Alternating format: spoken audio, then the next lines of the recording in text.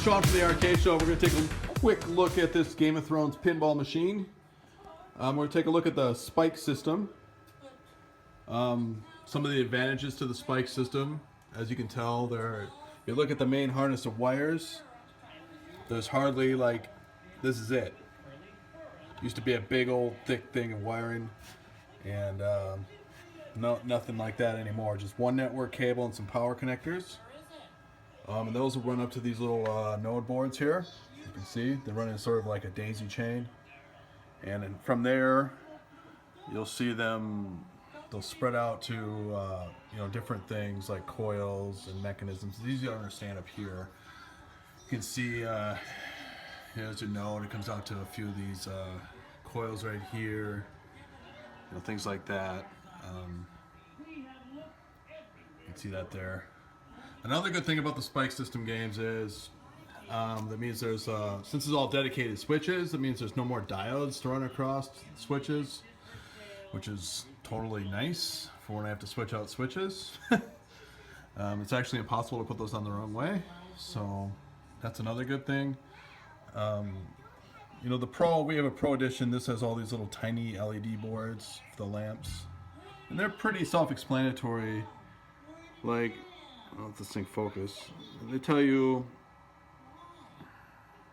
it's got like the driver and the ground, where to connect it, and then if you have, some of them are multicolored, right there. You'll see there'll be blue, green, and red, and then the wires are color coded, the right way. So, another good thing is, pull this down a little bit here. If I can,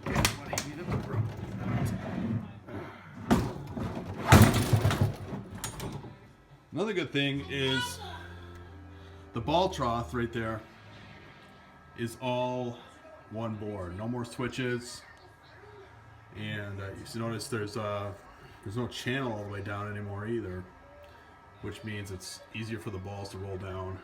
If you see, when you put a ball in, there's a LED indicator. See that?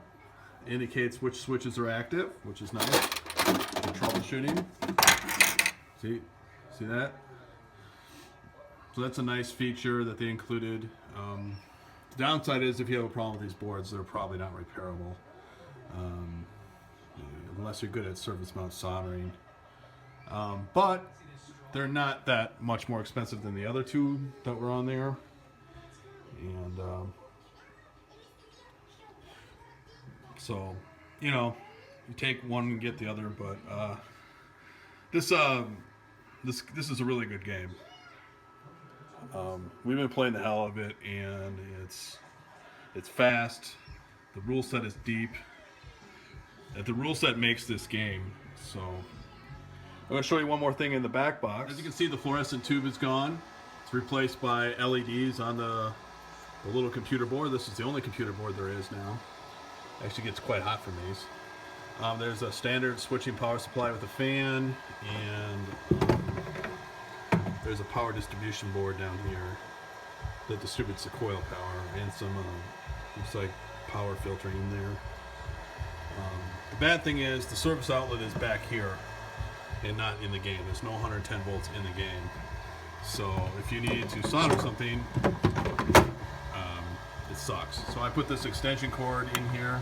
I ran that down through the game so I can get to it. So if I do have to solder something like a coil wire or something, I don't have to open up this box. Let's open the coin door and go into test mode. If you go into test mode, it'll dim those lights so you don't get blinded, which is nice. And then, as you can see, this is the main computer. It's what do they call it on here? I don't know. They don't have a name on here. I'm sure it has a name. Someone will correct me. The game is actually stored on an SD card. The game program. You can still update it the old way with a USB stick. You don't have to do any dip switches though, which is nice. But if you want to be fast, I guess you can just take this card out and put another card in. Honestly, the update takes about the same as the other one, so I don't mind waiting. Some people do. Other than that, you know, you can see that there's a spot on here for it looks like a VGA. So there's going to be LCD monitors in the future. It looks like there might be two. It's hard to say. I don't want to pull the warranty sticker off. And then up here you can see that there's a blank space where it looks like network.